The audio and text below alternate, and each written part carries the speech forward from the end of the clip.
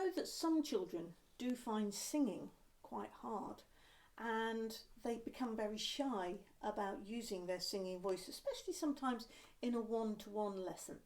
And that's why I use puppets such as Lulu, who you might have seen me use, or just a puppet or a toy of any sort, because what these do is they distract from the singing.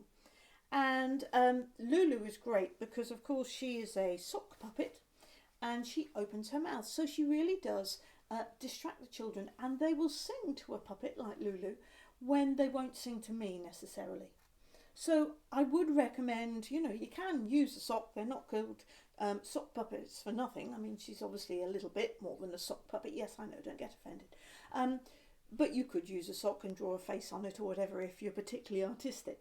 But they are very, very useful, especially with your 5, 6, even 7-year-olds will just love using puppets. And actually, older children will as well, especially if they've used them in the past, because they just think they're hysterically funny, especially if you ham it up a bit, which I'm quite good at doing. So use a puppet because it will aid the distraction. You'll find that they will sing.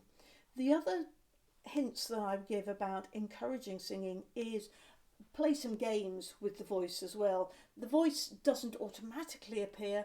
The voice will develop over time. Younger children have a very small vocal range. As they get older, that vocal range develops. But some warm-up games can help them to find their voice if they're not yet doing that. And things like swooping up and down, and you hear me do that in one of the videos that I've made over on my Instagram page. You hear me getting the child at the fairground, and we're going round and round and round. And we're also practicing finding our singing voice by doing a very, very simple little game that says, have you bought your speaking voice? And they say, yes, I have. Yes, I have. Now, with younger children, 5 and 6-year-olds, this is really, really useful, actually, as a song or as a little warm-up activity, because they don't always know the difference, and why should they, between their speaking voice and their singing voice. So you go through, have you bought your speaking voice? They say, yes, I have. Yes, I have. And Lulu helps because she's, especially if you're online, she can be them. She can be helping them. Have you bought your grumpy voice? Yes, I have. Yes, I have. Sorry, you're forgetting on you. Have you bought your squeaky voice? Yes, I have. Yes, I have. So you go into the high voice and you should hear your voice goes up here. Imagine it's up here somewhere. And then from the high voice you can drop down and that becomes a singing voice. Have you bought your squeaky voice? Yes, I have. Yes, I have. Have you brought your singing voice? Yes, I have. Yes, I have. Works a treat every single time. Lastly, don't make a big thing of the singing.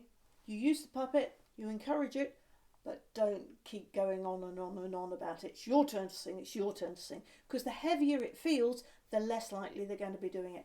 You just model in a very positive way.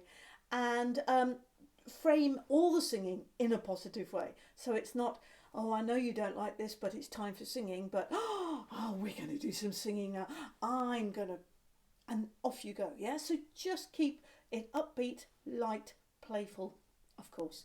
And use puppets whenever you can. Hope that's helpful.